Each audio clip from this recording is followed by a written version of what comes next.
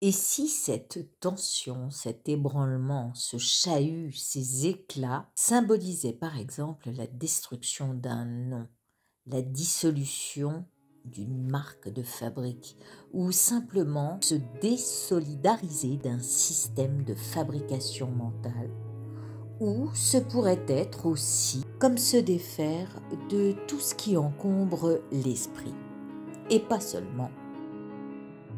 Soudainement, ici, on exprime de façon un peu violente les dessous d'une vérité contraire à ce que l'on en connaît, où l'on sabrerait une bouteille de champagne pour fêter ça en coupant la tête à l'ego.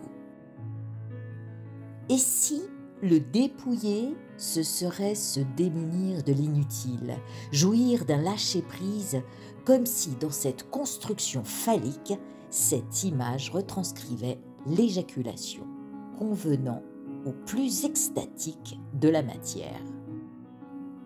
Voilà bien une drôle de prise de conscience. Jamais on nous aurait révélé la tour foudroyée, c'est-à-dire l'arcane numéro 16, sous cet angle.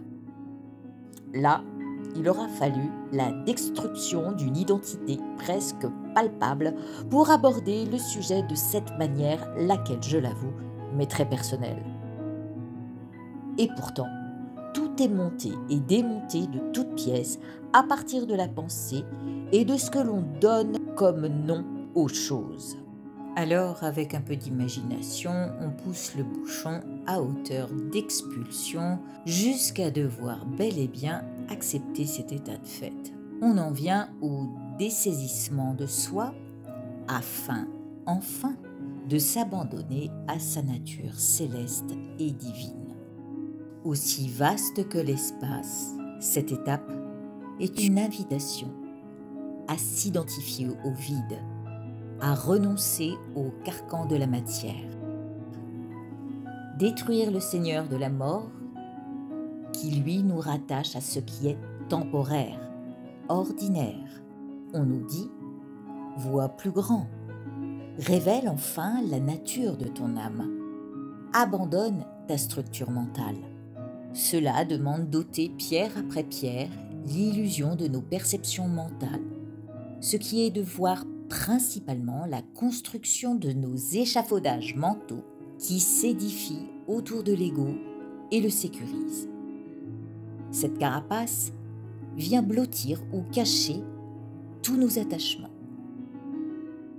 Ne pas se soucier d'être vu, connu ou reconnu. L'intervention divine nous rappellera à l'ordre à un moment ou à un autre. Se créer une identité dans ce monde, c'est demeurer dans les fonctionnements matriciels, les dysfonctionnements faits de préjugés, de perceptions sensorielles, où nos 5 sens vont faire obstacle à ce qui est libre de toute conception. Alors un jour, comme une évidence, ça nous explose en pleine face.